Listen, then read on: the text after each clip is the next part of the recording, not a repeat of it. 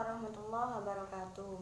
Nama saya Zidni Hidayatul Fitri, NIM E 2018-2286, Program Studi Ekonomi Syariah 6. Nah, saya di sini akan menanggapi sebuah video tentang ekonomi terbuka atau ekonomi 4 sektor. Apa sih yang dimaksud dengan ekonomi terbuka atau ekonomi 4 sektor? Nah, ekonomi terbuka atau ekonomi 4 sektor adalah suatu negara yang mempunyai hubungan ekonomi dengan negara-negara lain.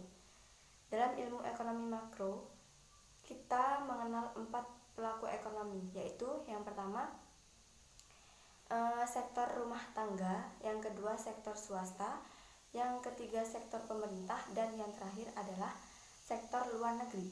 Nah, perkembangan perekonomian suatu negara tidak akan terlepas dari perkembangan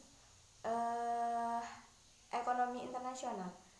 Nah, suatu negara akan selalu tergantung pada perekonomian asing, karena tidak semua barang dan jasa yang dibutuhkan oleh suatu negara dapat disediakan sendiri oleh perekonomian domestik.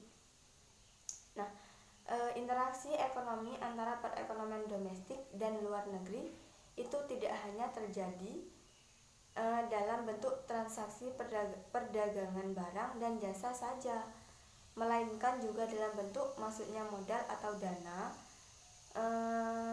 dari sektor luar negeri atau keluarnya modal atau dana ke luar negeri.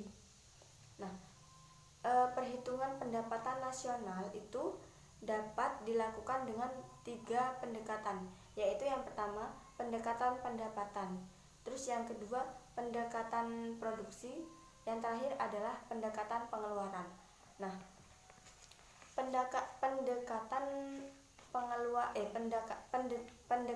pendapatan itu dilakukan dengan menghitung jumlah pendapatan yang diterima oleh faktor-faktor produksi seperti tenaga kerja, terus tanah, lalu modal, dan lain-lain.